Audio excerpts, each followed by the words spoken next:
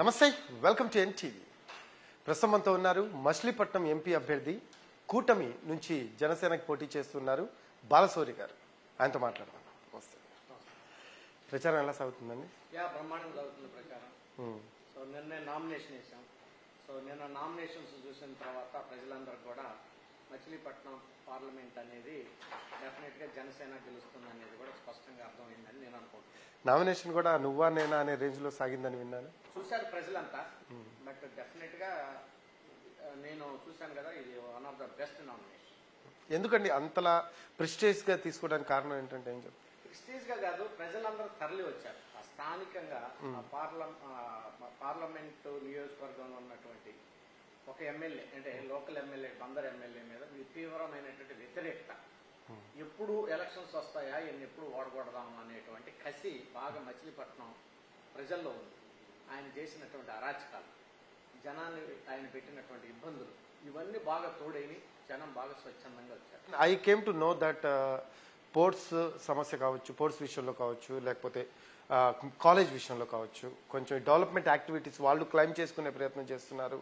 అక్కడే కొంచెం ఇష్యూ వచ్చింది అనేది I head that. Is it true అండి? నేను ఎక్కడ అనవసరంగా ఏంది నేను క్లెయిమ్ చేయను. మీరు చూసుంటారేమో గత 5 సంవత్సరాల నుంచిగా అనవసరంగా ఒకరిని విమర్శించడం ఓవర్గా ఉండదు. అలానే ఎవరినో విపరీతంగా పొగట్టడం అనేది ఉండదు. నా పార్లమెంటు సభ్యుడిగా నా బాధ్యత ఏదో నేను చేసుకుంటాను. కోర్టు అనేది ఫర్ ఎగ్జాంపుల్, కోర్టు రావాలంటే 2 ఇష్యూస్ మీద ఆధారపడి ఉంటుంది. ఒకటి ఎన్విరాన్మెంటల్ క్లియరెన్సెస్, పర్యావరణ శాఖ అనుమతులు. రెండోది దాని ఫైనాన్షియల్ క్లోజర్. ఆ 2 కూడా ఈయనకు సంబంధించిన పరిధిలో కానీ ఈయనకు సంబంధించినటువంటి ఇష్యూస్ కాదు. ఏదైతే ముఖ్యమంత్రి గారు నాకు కొన్ని బాధ్యతలు అప్పచెప్పాడో ఆ బాధ్యతల ప్రకారంగా అక్కడ కన్సర్న్ మినిస్టర్ గారిని కలవటం, ఆ ఎన్విరాన్మెంటల్ క్లియరెన్స్ తీసుకురావడం. రెండోది వచ్చేటప్పటికల్లా అంతకుముందు 2 సార్లు బ్యాంకులో లోన్ రిజెక్ట్ అయింది. సో స్వయంగా నన్ను ముఖ్యమంత్రి గారు పిలిచి దీన్ని కొంచెం వర్కౌట్ చేయాలని చెప్తే పవర్ ఫైనాన్స్ కార్పొరేషన్ అటువంటి సంస్థకి ఇక్కడ ఉన్నటువంటి అధికారులను తీసుకెళ్లి వాళ్ళతోటి మీటింగ్లు పెట్టించి, సో కోర్టు ఏ రకంగా వైబిలిటీ వచ్చింది, గ్యారెంటీగా మీ పేమెంట్ మీకు రిటర్న్ ఎలా వస్తుంది అనే దాని మీద వాళ్ళకి ప్రజెంటేషన్స్ ఇప్పించి, సో వాళ్ళని కన్విన్స్ చేసి నాకు కూడా ఆ పవర్ ఫైనాన్స్ కార్పొరేషన్ తోటి కమిటీల్లో అందరితోటి డైరెక్టర్లు చైర్మన్ తోటి నాకు సంబంధం ఉండటం వల్ల నా వంతు నేను ప్రయత్నం చేశాను. ఈరోజు కోర్టు వచ్చింది అంటే అందులో ఒక పార్లమెంటు, స్థానికంగా పార్లమెంటు సభ్యుడి యొక్క నా పాత్ర కూడా అందులో ఉందని మాత్రమే నేను చెప్తున్నాను. ఆల్వేస్ మెడికల్ కాలేజ్ గురించి, ఫస్ట్ మెడికల్ కాలేజీని గురించి లెటర్ రాసింది, ప్రెస్ మీట్ పెట్టింది. బందరు ఇన్ని సంవత్సరాలు అయింది ఇక్కడ కలెక్టర్ ఆఫీస్ ఏర్పడి. సో ఇదొక జిల్లా హెడ్ క్వార్టర్ లేదు, దీనికి మెడికల్ కాలేజీ కావాలి, దీనికి కేంద్ర ప్రభుత్వం నుంచి రావాల్సినటువంటి వాటా తీసుకొద్దాము. మనకి కేంద్ర ప్రభుత్వం ఇచ్చినటువంటి 3 మెడికల్ కాలేజీలో ఆంధ్రాకి ఒకటి మచిలీపట్నం ఉండాలి అని నేను నిరంతరం ప్రయత్నం చేశాను. సో దానికి నా బాధ్యత ఏంటో వాళ్ళ దగ్గరికి పోయి చేయాల్సినటువంటిది నేను చేశాను. సో అందులో కూడా నేను చెప్తా ఉన్నాను, ఈరోజు మెడికల్ కాలేజీ వచ్చింది అని అంటే అదే బాలశౌరి ఒంటి చేతి మీద తీసుకొచ్చాడని నేను ఎక్కడ లోకల్గా ఉన్నాయన్న ద్వారా నేను చెప్పను. దాంట్లో నా పాత్ర ఏందో నేను పోషించాను. కమింగ్ టు గుడివాడ బ్రిడ్జ్, దాని వెనకాల మీ కష్టం ఏముందంటే ఏం చెప్తారు? డెఫినెట్ గా అది నేనే కాదు, స్థానిక శాసనసభ్యులు నాని గారు కూడా చెప్పారు దాని గురించి, ఆ వీడియోలు కూడా ఉన్నాయి. దాంట్లో ఇష్యూ ఏంటంటే గత ఎన్నికలప్పుడు గుడివాడకు ముందు 2 రైల్వే గేట్లు ఉంటాయి టౌన్కు ముందు. ఒక గేటు పడితే రెండోది కూడా ఆటోమేటిక్గా అది పడిపోయినట్టే. సో ట్రాఫిక్ ఎండల్లో, అలాగే వర్షాకాలంలో ఉదయం నుంచి సాయంత్రం దాకా దాదాపు 90 నుంచి 100 సార్లు గూడ్స్ బళ్ళు అయితేనేవ్వండి, ట్రైన్స్ అయితేనేవ్వండి ఆగి ప్రజలు ఇబ్బంది పడతా ఉన్నారు. సో దాన్ని నన్ను ఎలక్షన్స్ ప్రచారంలో నన్ను కమిట్ చేయించాడు స్థానిక శాసనసభ్యులు చేయాలన్నట్టుగానే. నేను కూడా ఫస్ట్ 1 or 2 years ప్రయత్నం చేశాను. దానికి ఒక రూల్ ఏముందంటే, గవర్నమెంట్ రూలు, పక్కన నుంచే నేషనల్ హైవే కానీ ఉంటే ఆ ఊరు పక్కన నుంచి వెళ్తే సో అటు నుంచి తిరిగి రావచ్చు కదా, ఇంత ఇన్వెస్ట్మెంట్ అనవసరం అనేటువంటి ఒక రూల్ ఉంటుంది, ఒక నిబంధన ఉంటుంది. సో దాన్ని నేను నితిన్ గడ్కరీ దగ్గర కూర్చొని, సార్ టౌన్కు ముందు ఈ రకమైన ప్రాబ్లం, పిల్లలు, వర్తకులు అందరూ చాలా ఇబ్బంది పడుతున్నారు, అఫ్కోర్స్ ఇదైతే ఉంది, నిబంధన ఉంది అంటే 1-2 సార్లు నేను రిక్వెస్ట్ చేసిన తర్వాత అధికారులతో కూర్చొని మాట్లాడి, సో వాళ్ళు కూడా ఈ రూలు అడ్డం ఉంది అని చెప్తే ఆయన ఒక సజెషన్ చేశాడు నా రిక్వెస్ట్ మీద. 1 time ఇన్వెస్ట్మెంట్ మనీ ఉంటుంది, దాంట్లో పెట్టండి, నేను ఫైల్ అప్రూవల్ చేస్తాను అన్నాను. ఆ రోజు నేను దాన్ని ప్రెస్లో చెప్పాను, అన్నింటిలో చెప్పాను. ఆ తర్వాత జనరల్గా వాళ్ళు ఓన్లీ బ్రిడ్జికి ఎంత అవుతుందో, ఫ్లైఓవర్కి ఎంత అవుతుందో అన్ని డబ్బులు మాత్రం ఇస్తారు. ల్యాండ్ ఎక్విజిషన్కి మామూలు సెంట్రల్ గవర్నమెంట్ డబ్బులు ఇవ్వదు. ఇక్కడ ఉన్నటువంటి ఫైనాన్షియల్ సిచ్యువేషన్ ఆంధ్రాలో మళ్ళా 40 కోట్ల రూపాయలు ముఖ్యమంత్రి గారు ఇక్కడ ఇవ్వాలి అంటే అది చాలా టైం పడుతుంది. అది కాదు అనే ఉద్దేశంతో మళ్ళీ అది కూడా వాళ్ళని ఏదో ఒక రకంగా ఆ గ్రాంట్స్ కూడా మీరు కూడా కలిపి అడగండి. మీరు ఎక్కడైనా సరే ల్యాండ్ ఎక్విజిషన్ జనరల్ గా రాష్ట్ర సహాయం అనేది ఏం లేదు లేదు. టోటల్ 325 కోట్ల రూపాయలు కేంద్రం నుంచి తీసుకొచ్చి దాన్ని ఫ్లైఓవర్ చేశాం. ఇది కూడా అక్కడ గుడివాడ వాళ్ళ ప్రజలందరూ, అక్కడ ఉన్నటువంటి చుట్టుపక్కల ప్రాంత ప్రజానికం కూడా అందరూ అన్ని కాన్స్టిట్యూన్సీలో ఫార్మర్ నన్ను ఒక పార్లమెంట్ సభ్యుడిగా ఎన్నుకొని ఢిల్లీ వెళ్ళగలిగారు కాబట్టి నా వంతు ఆ డెవలప్మెంట్ యాక్టివిటీలో నేను కూడా భాగస్వామ్యం అయ్యాను. నేను నాకు చేతనంత చేశానని మాత్రమే చెప్తుంటాను. ఇప్పుడు మీరు అన్నారు ఇందాక పేర్ని నాని గారితో జర్నీ ఉంది, అలాగే కొడాలి నాని గారితో జర్నీ చేశారు. ఒక శాసనసభ్యుడు పొగుడుతున్నారన్నారు, ఇంకో శాసనసభ్యుడితో కొంచెం వైరం నడుస్తూ ఉంది. ఎక్కడ వచ్చింది గ్యాప్ అనేది చాలా మంది కన్ఫ్యూజన్ ఉంది. Can you clear that personally?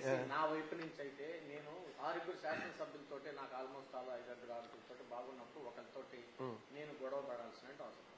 వాళ్ళకి ఏంటంటే లోకల్ వాళ్ళు చెప్పేది ఏంటంటే ఈయన తప్పమే అలాంటి సార్, ఓకే ఎలక్షన్ వరకు మాత్రం ఏదైనా ఎంపీతో పని ఉంటే పని చేయించుకుంటాడు. ఆ తర్వాత కావు సాంబశివరావుని బతకనీయలేదు, వాడుగు రామకృష్ణ గారిని బతకనీయలేదు. అలాగే మంత్రిగా ఉన్నటువంటి తులసి పార్థసారథి గారిని కనీసం అక్కడ గెస్ట్ హౌస్ కూడా ఇవ్వడానికి కూడా అనుమతించకుండా ఆయన ఈ రోజు మచిలీపట్నం రానివ్వకుండా చేశారు. ఈయన ఏంటంటే ఆ పైన ఉన్నటువంటి ముఖ్యమంత్రి గారి యొక్క నరం పట్టాడు గట్టిగా. ఆ పట్టి ఈయనకు కావాల్సింది ఏంటంటే పవన్ కళ్యాణ్ గారిని తిట్టడం, అలాగే చంద్రబాబు నాయుడు గారిని తిట్టడం. ఈ రెండింటి ద్వారా ఈయన లబ్ధి చేకూరటం. మిగిలినవన్నీ మీరు ముఖ్యమంత్రి గారు నరం అన్నారు కాబట్టి వైఎస్ఆర్తోనే ప్రయాణం చేస్తూ వచ్చారు మీరు. వైఎస్ఆర్ గారు, తర్వాత జగన్ గారు, ఇప్పుడేమో పవన్ కళ్యాణ్ గారు. సో మీకు ఇంకా బాగా ర్యాపో ఉంది, రైట్? సో ఎక్కడ అనేది దట్స్ ద థింగ్. నేను అది తిట్టమని నన్ను కూడా చెప్పారు, నువ్వు బాగా గట్టిగా తిట్టాలా అన్నారు పవన్ కళ్యాణ్ గారిని, చంద్రబాబు నాయుడు. నేను తిట్టను అని చెప్పాను. అసలు అది కూడా ఉంది విషయం. మరి ఆయన చూసి నేర్చుకోమన్నాడు వైసీపీ వాళ్ళు. ఆ లోకల్ ఆయన చూడు ఎట్ట తిడుతున్నాడా. సరే ఆయనే మీరు ఎంకరేజ్ చేసుకోండి, నాకు అవసరం లేదని చెప్పారు. తెనాలి, నర్సరావుపేట, గుంటూరు, ఇప్పుడేమో Machilipatnam, second time Machilipatnam. So మీరు చేసిన అభివృద్ధి అనేది ప్రజల్లోకి తీసుకెళ్లగలిగారంటే ఏం చెప్తారు? తెనాల్లో నాకు తృప్తి ఇచ్చినటువంటి విషయం ఏంటంటే అక్కడ ఆ రోజు కృష్ణా డెల్టా రైతాంగం కోసం పులిచింత ప్రాజెక్ట్ అవసరం. అఫ్కోర్స్ ఎప్పుడు నేను రాజశేఖర రెడ్డి గారు కలిసినప్పుడల్లా దీన్ని ప్రాధాన్యత కృష్ణా డెల్టాకి వరి తప్ప రెండోది పండదు, నీటి ప్రాధాన్యత మొదటి ఉండాలి, జూన్ మాసాల్లోనే జూలై మాసాల్లోనే నాట్లు వేసుకోవాలంటే డెఫినెట్ గా పులిచింతలు అవసరం. ఆయనకి మాకంటే ఎక్కువ బాగా తెలుసు. సో ఎన్నో ఉన్నాయి సార్ అని చెప్పినప్పుడు ఆయన వచ్చిన 6 నెలల్లోనే దాన్ని శాంక్షన్ చేయటం.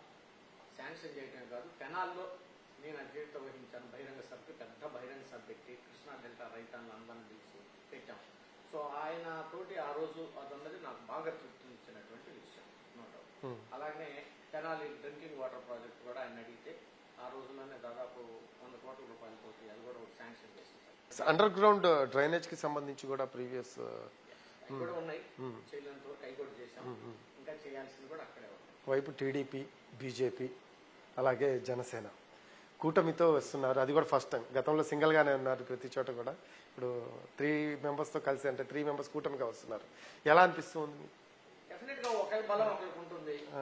సో కేంద్రం నుంచి డబ్బులు తీసుకురావడానికి, అనేకమైనటువంటి డెవలప్మెంట్ యాక్టివిటీలు చేయడానికి, రేపు పోర్ట్ అయిపోయిన తర్వాత అక్కడ మంచి ఇండస్ట్రీస్ తీసుకురావడానికి, పెట్రోకెమికల్ ప్లాంట్స్ లాంటివి ఏమైనా తీసుకురావడానికి, వీఆర్ పార్ట్ ఆఫ్ ఎన్డీఏ, మీరు మాకు హెల్ప్ చేయొచ్చు కదా అని అడగడానికి కూడా మాకు రైట్ ఉంటుంది. సో అధిక నిధులు తీసుకురావచ్చు. అనేకమైనటువంటి కేంద్ర ప్రభుత్వం సిఎస్ఆర్ ఫండ్స్ అయితే different type of funds, SC colonies లో, సో సోషల్ జస్టిస్ నుంచి ఇవన్నీ గోల్డెన్ డబ్బులు తీసుకొచ్చాం. ఇంకా నాకు రానున్నటువంటి కాలంలో ఎన్డీఏ తోటి మాకు కూడా భాగస్వామ్యం అయినప్పుడు డెఫినెట్ గా నాకు ఎక్కువ యాక్సెస్ ఉంటుంది. ఈ ఫండ్స్ తీసుకురావడానికి కూడా నాకు ఈజీగా ఉంటుంది. పవన్ కళ్యాణ్ గారితో ర్యాపో ఎప్పటి నుంచో ఉందా మీకు? ఈ మధ్యన ఏమన్నా బిల్ట్ అయిందా? నేను తెలుసు, ఒక ఫంక్షన్ లో కలిశాను. సో నాకు యాక్చువల్ గా పెద్ద చిరంజీవి గారు బాగా పరిచయం. సో అలానే నేను ఆయన దగ్గర పోయి నాకు అన్నీ అట్లా ఏం లేదు. సో నేను పవన్ కళ్యాణ్ గారిని ఒక టైం తీసుకొని అడిగి నేను నాకు ఉన్నటువంటి ఇంట్రెస్ట్ నేను చెప్పాను. సో ఆయన కూడా నా గురించి వినే ఉంటారు కదా, నేను కాంట్రవర్సీ పర్సన్ కాదు, లేదా వేరే రకంగా కాదు. సో ఇలాంటి వ్యక్తి పార్టీలో ఉంటే ఆయన బాగుంటుందని నేను కూడా నాకు ఒకసారి వైసీపీని వదిలిపెట్టి బయటకు రావాలంటే నన్ను నేను ప్రశ్నించుకున్నప్పుడు నాకు జనసేన అయితే కరెక్ట్గా సూట్ అవుతుందని నేను కూడా అనుకున్నాను. చాలా తక్కువ సమయం ప్రజలు చూస్తేమో చాలా పెద్ద ఇవి మొత్తం కాన్స్టిట్యున్సీస్ ఉన్నాయి. సో తిరగడం కూడా చాలా కష్టమైన అంశం. కంప్లీట్ చేసుకుంటున్నారు మొత్తం బ్రహ్మాండంగా తిరుగుతున్నాం గత 4 రోజుల నుంచి. ఏ ఎమ్మెల్యే గారు ఎక్కడికైనా క్యాండిడేట్ ఎమ్మెల్యే అభ్యర్థి ఎక్కడికి రమ్మన్నా నాకు మ్యాక్సిమం శాతమైనంత వరకు అన్ని మండలాల్లో కూడా మ్యాక్సిమం విలేజెస్ కవర్ చేయడానికి చూస్తున్నాను. ఎక్కడెక్కడైతే కవర్ చేయలేకపోయారో ఆ విలేజెస్ వాళ్ళు కొంతమంది వచ్చేసి ఆ విలేజ్ కున్న సమస్యలు కానీ అక్కడ ఉన్నటువంటి పరిస్థితులు కానీ చెప్పినప్పుడు రిజిస్టర్ చేసుకోవటం, సో వాళ్ళతోటి కోఆర్డినేట్ చేసుకోవడం చేస్తాం. బాలశౌరి ఎక్కడ కూడా లైక్ గుంటూరులో చేసినా లేకపోతే నర్సరావుపేట, తెనాలి ఈ 3 ప్లేసెస్లో పోటీ చేశారు. ఎప్పుడు కూడా సెకండ్ టైం పోటీ చేయాల. మచిలీపట్నం చూస్తే సెకండ్ టైం మంచి ఇంట్రెస్ట్ చూపిస్తున్నారు. వై రీజన్ ఏంటండి? ఇక్కడ ఆమె సిట్టింగ్ ఎంపీ ఆల్రెడీ. తెనాల్లో ఆ రోజు నేను సిట్టింగ్ ఎంపీగా కాన్స్టిట్యున్సీ లేదు. ఓకే, అది డీలిమిటేషన్ లో డిలీట్ అయింది. So then I moved in to the Narsapeta.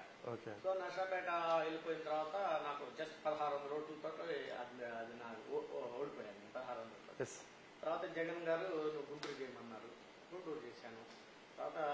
తర్వాత ఆయనే మళ్ళీ నువ్వు మచిలీపట్నం చేయన్నారు. ఓకే సార్ మచిలీపట్నం చేస్తా అన్నా. ఇప్పుడు మచిలీపట్నంలో నేను సిట్టింగ్ ఎంపీని, ఇది ఉంది, ఇదేం డిలీట్ కాలేదు. డీలిమిటేషన్ లో సిట్టింగ్ ఎంపీగా మళ్ళీ నేను మచిలీపట్నంలో చేయటం హ్యాపీగా చేయగలుగుతాను. ఎందుకంటే నేను ప్రజలకి ఇక్కడ చాలా అందుబాటులో ఉన్నా, వాళ్ళతో మమేకం అయ్యాను. నా యాక్టివిటీస్ వాళ్ళంతా చూశారు. వాళ్ళు నాకు ఎక్కడ నెగిటివ్ లేదు ఆల్మోస్ట్ ఆల్గా. సో ఇవన్నీ నాకు డెఫినెట్ గా కలిసి వచ్చేటువంటి విషయాలు. జగన్ మీద ఉన్న వ్యతిరేకతతో వెళ్ళారా, పార్టీ మారారా, లేకపోతే పేర్ని నాని గారి మీద ఉన్న వ్యతిరేకతతో అంటే ఒక చిన్న కన్ఫ్యూజన్ క్లారిఫికేషన్ కోసం. ఇక్కడ సిస్టమ్ సరిగ్గా రన్ కావట్లేదు. ఎమ్మెల్యేలు అనేవాళ్ళు కొంతమంది ఒకళ్ళు ఇద్దరు ఉంటారు ఇట్లాంటి టైపుల్లో, ఏదో వాళ్ళు ఏదో చెప్పాను. కానీ లీడర్ అనేటువంటి వ్యక్తి కూడా బ్యాలెన్స్ చేయాలి ఎన్ని ఇష్యూస్. ఓకే, కానీ ఇక్కడ అది సరైనటువంటిది ఇక్కడ జరగలేదు ఇష్యూ. సో మనం మరి ఇబ్బంది పెడుతూ వాళ్ళని ఊరికే ఇదే నాకు అంత అవసరం ఏముంది. మనం ప్రజాసేవ చేయాలని చెప్పేసి వచ్చాము. సో మనం ఒక ఉద్దేశంతో ఉంటాము. మనల్ని అంతా వాళ్ళే ఇబ్బంది పడుతున్నప్పుడు ప్రతిసారి పోయి చెప్పలేము కదా అనే ఒక ఉద్దేశంతో. ఎట్లా ఉంటాయంటే మనం ఫస్ట్ టైం కంటెస్ట్ చేయటం లేకపోతే ఫస్ట్ టైం రాజకీయాల్లో కాదు. సో అది దేనికైనా ఒక పద్ధతి ఉంటది, ఒక లెవెల్ ఉంటది. మరి ఆ లెవెల్ దాటిపోయిన తర్వాత మనం ఏం చేయలేం కదా. సుదీర్ఘ రాజకీయ అనుభవం, ఈ అనుభవంలో బాలశౌరి ఏం నేర్చుకున్నాడు అంటే ఏం చెప్తారు? జనరల్ గా ఎక్కడైనా ప్రజలతోటి మనం మమేకమైనప్పుడు ప్రజలు బాగా జీవిస్తారు, ఆశీర్వదిస్తారు. సో ఏదోటి ప్రజాసేవలో ప్రజా జీవితంలో మనం వచ్చినప్పుడు అది మనం ప్రజలకి ఇది చేశామన్నటువంటి తృప్తి ఉంటే చాలు మనం జనరల్. సో ఆ తృప్తి నాకు 5 సంవత్సరాల్లో వచ్చింది.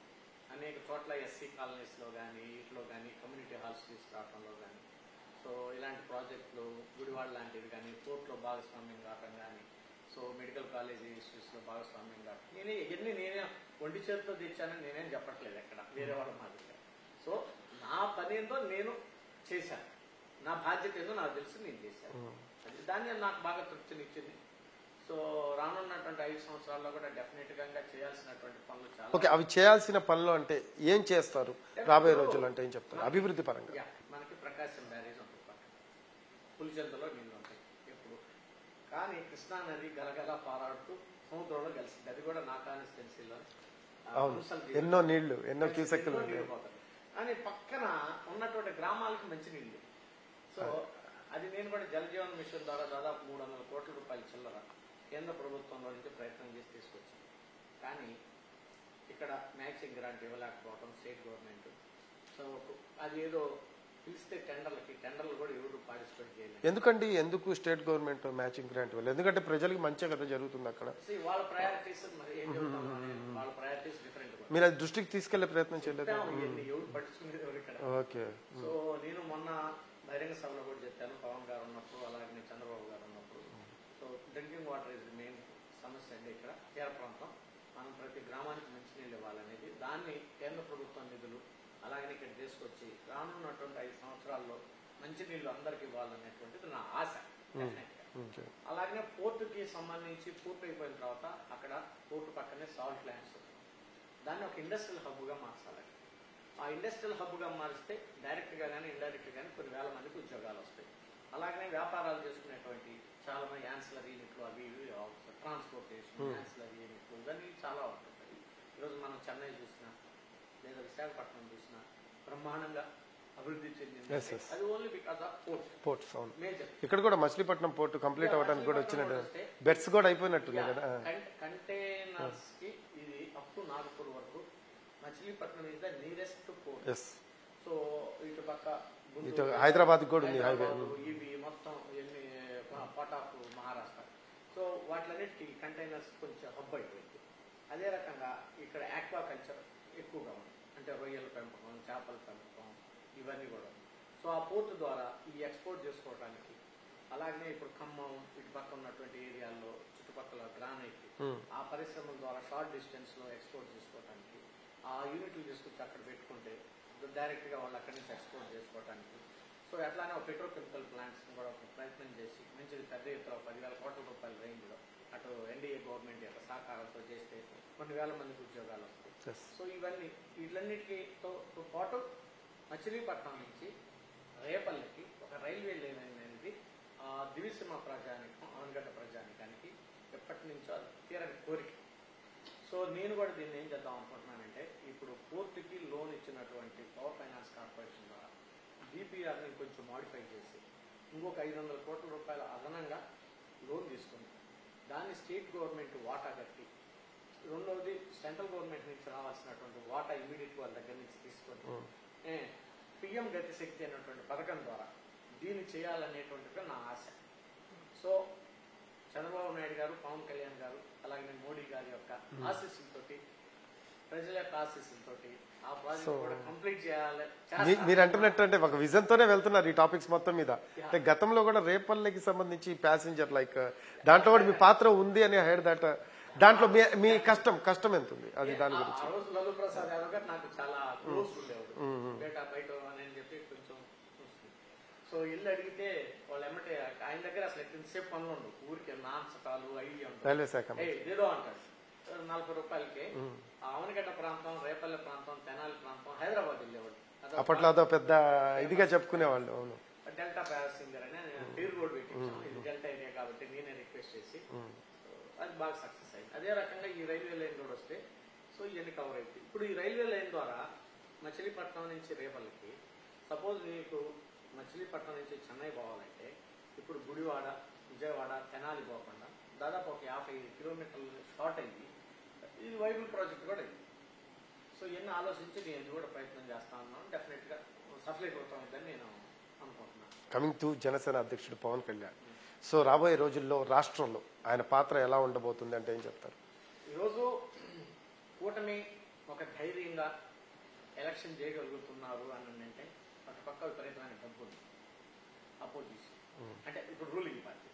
సో వాళ్ళు అందరికీ తెలిసినటువంటి విషయం. సో వాళ్ళని తట్టుకొని ఈరోజు ఎలక్షన్ చేసుకునేటువంటి ఒక కార్యకర్తల్లో నమ్మకం ఉందంటే పవన్ కళ్యాణ్ గారి యొక్క జనసైన్యం కూడా ఇందులో కలవబట్టే ఆయన చూసి.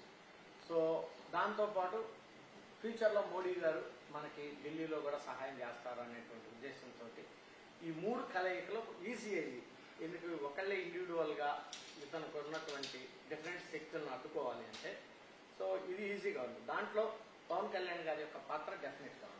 ఒక పార్టీ నుంచి పోటీ చేసేటప్పుడు మన పార్టీ వాళ్ళకి కొంచెం ప్రయారిటీ ఇవ్వాలి, మిగతా పార్టీ వాళ్ళకి ఏంటంటే కొంచెం తక్కువ ప్రయారిటీ ఉంటూ ఉంటుంది. అటువంటి వాటిలో ఏంటంటే హట్ అవుతూ ఉంటారు మిగతా వాళ్ళు, అది ఎక్కడైనా జరిగే అంశం. సో అలాంటి విషయాలు మీరు ఎలా ఆచితూచి వ్యవహరిస్తున్నారు? ఎందుకంటే ఈ కాన్స్టిట్యున్సీస్ మొత్తం కూడా ఖచ్చితంగా చాలా జాగ్రత్తగా ఉండాల్సిన అంశం కాబట్టి దాని గురించి ఇక్కడ మీరు ప్రధానంగా చూడాల్సింది ఒక పక్క పవన్ కళ్యాణ్ గారిని చూడాలి, అలాగే చంద్రబాబు నాయుడు గారిని చూడాలి. వీళ్ళిద్దరిని చూసి మీ చిన్న చిన్న సమస్యలు అంటే అడ్జస్ట్ కాండి, మీరు దయచేసి తగాదాలు పెట్టుకోవచ్చు అన్నాం. దాదాపు నాకు తెలిసి ఎక్కడ మేజర్ ఇష్యూస్ ఏదండి, వెరీ మైన్యూట్ చిన్న ఎక్కడన్నా ఉంటే అవి కూడా రేపు గెలిచినా అందరినీ కలుపుకుపోతారు మీరు డెఫినెట్ గా. రాబోయే రోజుల్లో ఒకవేళ అధికారం చేపడితే, అలాగే కేంద్ర ప్రభుత్వంలో కూడా అధికారంలోకి వస్తే కేంద్ర మంత్రిగా కూడా అయ్యే అవకాశం ఉంది అనేది ఒక టాక్ ఉంది. వాట్ యూ సే దీని గురించి? ఇవన్నీ మనం ఊరికి అనవసరంగా ఊహించుకోవడం అంటే మీ దాకా ఏమన్నా ఇది పర్సనల్ గా ఏమన్నా దీనికి సంబంధించి? లేదు, నా మెంటాలిటీకి ఇవన్నీ హైపోథికల్ థింగ్స్. ఓకే, ఏదో ఊహించుకొని ఏదో చేసుకోవటం. మన బాధ్యత ఏంటి? మనకు సీట్ ఇచ్చారు, మనం పర్ఫెక్ట్ గా జనాల్లోకి పోయి ప్రచారం చేసుకొని పవన్ కళ్యాణ్ గారిని గురించి చెప్పి, చంద్రబాబు నాయుడు గారిని గురించి చెప్పి, అలాగే మోడీ గారిని గురించి చెప్పి మనం గెలవాలి. సీటు గెలిచి మనం పార్లమెంట్కి వెళ్ళాలి, అందరినీ కలుపుకొని పోయి. ఆ తర్వాత ఏం జరిగిద్దని మన చేతులు ఏమంటాయి చెప్పండి? ఏ రోజు ఏం జరుగుతుంది? సో ఫైనల్ గా మీ ఎంపీ కాన్స్టిట్యున్సీకి సంబంధించి ఓవరాల్ ఎంపీ దీనికి సంబంధించి ప్రజలకు ఏం చెప్తారు? గత 5 సంవత్సరాలుగా నేను ఏ రకంగా ఎంపీగా పనిచేశాను అనేటువంటిది అటుపక్క జన సైనికులకు తెలుసు, ఈ రకంగా తెలుగుదేశం వాళ్ళకి తెలుసు, ఆ రకంగా వైఎస్ఆర్సీపీ తెలుసు. ప్రజలందరూ అంటే డెవలప్మెంట్ యాక్టివిటీస్ నే చూసుకొని ముందుకు నడిచేటువంటి వ్యక్తిగా నన్ను ప్రజలందరూ గుర్తించారని నేను అనుకుంటున్నాను. సో అది కూడా మీకు రేపు రిజల్ట్స్ లో తెలిసింది. సో రానున్నటువంటి 5 సంవత్సరాల్లో కూడా ఏదైతే మేజర్ సమస్యలు ఉన్నాయో, డ్రింకింగ్ వాటర్ కానీ, పోర్టులో ఇండస్ట్రీస్ తీసుకురావడం కానీ, మచిలీపట్నం నుంచి రేపల్ల లైన్ కానీ, ఇటువంటి యాక్టివిటీస్, ఇంకా రైతుల యొక్క సమస్యలు ఉన్నాయి, కౌలు రైతుల యొక్క సమస్యలు ఉన్నాయి, వీటన్నిటి మీద డెఫినెట్ గా నేను సమర్థవంతంగా పనిచేస్తా. ప్రజల యొక్క సమస్యలు తీర్చడంలో నేను భాగస్వామ్యం అవుతాను. సో ప్రజలందరూ నన్ను ఆశీర్వదించమని చెప్పుకుంటాను. రైట్. ఒక్క క్వశ్చన్ అండి ఫైనల్ గా, ఉపాధికి సంబంధించి చాలా మంది ఇప్పటికే యువత ఓటర్స్ గా నమోదయ్యారు, వాళ్ళ కోసం మీరేం చేస్తారు అంటే ఏం చెప్తారు? బేసిక్ గా ఈ వైసీపీ ప్రభుత్వంలో జరిగింది ఏంటంటేనండి, ఫ్యూచర్ జనరేషన్, భావితరాల వాళ్ళు ఏ రకంగా వాళ్ళకి ఏంటి, వాళ్ళ యొక్క ఆలోచన విధానం ప్రకారం కానీ వాళ్ళకి మనం ఏమిస్తున్నాం అనేటువంటిది ఈరోజు వైసీపీ వాళ్ళు కూడా ఆలోచన చేయట్లా. సో మీరు టకటక ఏదో బటన్ నొక్కుతున్నారు, అప్పులు చేస్తున్నారు, బటన్ నొక్కుతున్నారు, కానీ దానివల్ల తాత్కాలికంగా వాళ్ళకి ప్రయోజనం చేకూరుతుంది. కానీ ఒక సంపద సృష్టించాలి, ఎవరైనా సరే ఏదైనా ఒక సంపద సృష్టించాలి. ఆ సంపద సృష్టించినప్పుడు దాని ద్వారా 10 మంది లబ్ధి పొందుతారు. 10 మంది లబ్ధి పొందినప్పుడు దాని ద్వారా వాళ్ళు ట్యాక్సీలు కడతారు. ఆ ట్యాక్సీల ద్వారా మరలా ప్రభుత్వానికి రెవెన్యూ వస్తుంది. ఈ రకంగా ఒక సంపదను సృష్టించేటువంటి ప్రయత్నం జరగల గత 5 సంవత్సరాలు. ఇప్పుడు రాజధాని ఉంది, అమరావతి రాజధాని. అమరావతి రాజధాని అనేటువంటిది జగన్మోహన్ రెడ్డి గారు కూడా ఎలక్షన్స్ కు ముందు మాది ఇక్కడే రాజధాని అని చెప్పారు. మేము కూడా చెప్పాము ఆయన చెప్పినటువంటి మాట ప్రకారం. సో ఆయన సడన్ గా మాట మార్చాడు. కానీ వైజాగ్ అన్నాడు, వైజాగ్ లో నాకు ఇటుక రాయి పెట్టారంటే అక్కడ లేదు. అదే ఇక్కడ ఒక రాజధాని కానీ తయారయ్యి మంచి డిఫరెంట్ గా హోటల్స్, లేకపోతే రాజధాని ఇన్ఫ్రాస్ట్రక్చర్ డెవలప్ అయితే కొన్ని వేల మందికి ఉద్యోగాలు వచ్చాయి. ఆ ప్రయత్నం చేయాలి. రైట్ అండి. సో మీ వ్యూ ఏంటి? రాబోయే రోజుల్లో ఎటువంటి నమ్మకం కల్పిస్తారు యువతకు? ఇప్పుడు మనకి క్యాపిటల్ లేదు. ఫస్ట్ ఆఫ్ ఆల్ మనం 10 సంవత్సరాలు రాష్ట్రం వెళ్ళిపోయి ఇమ్మీడియట్ గా క్యాపిటల్ 2 సంవత్సరాల్లో నిర్మించాలి. అది అమరావతిలోనే ఉంటది. నేను మరలా చెప్తున్నాను కదా, అమరావతి అంగుళం కూడా కదలదు, అమరావతిలోనే ఉంటుంది. సో అమరావతిలో రాజధాని వచ్చిన తర్వాత ఈ చుట్టుపక్కల ఉన్నటువంటి ప్రజానికానికి ఎవరైతే ఉన్నారో వాటిని డెఫినెట్ గా కొంతమందికి ఉద్యోగం వచ్చే అవకాశాలు ఉంటాయి. సో దాని ద్వారా ఇట్లా బందర్ పోర్టు, ఇంకా కొన్ని ఐటీ హబ్బులు తీసుకురావాలి. So different sector, petrochemical plants తీసుకురావాలి, రిఫైనరీ రావాలి. సో ఇవన్నీ కానీ వచ్చి బాగా కేంద్ర ప్రభుత్వం నుంచి ఏదైతే వస్తాయో అవన్నీ మీరు తీసుకొచ్చి ఉపాధి అవకాశాలు కల్పిస్తానని చెప్తారు. రైట్ అండి, థ్యాంక్ యూ. ఖచ్చితంగా గెలవాలని కోరుకుంటున్నాము. నేను చేసిన అభివృద్ధి చూశారు. రాబోయే రోజుల్లో మచిలీపట్నం పార్లమెంట్ ని ఇంకా అభివృద్ధి చేసి చూపిస్తాను అంటున్నారు బాలశౌరి గారు. ఇది వాటి లీడర్. This is Rafi.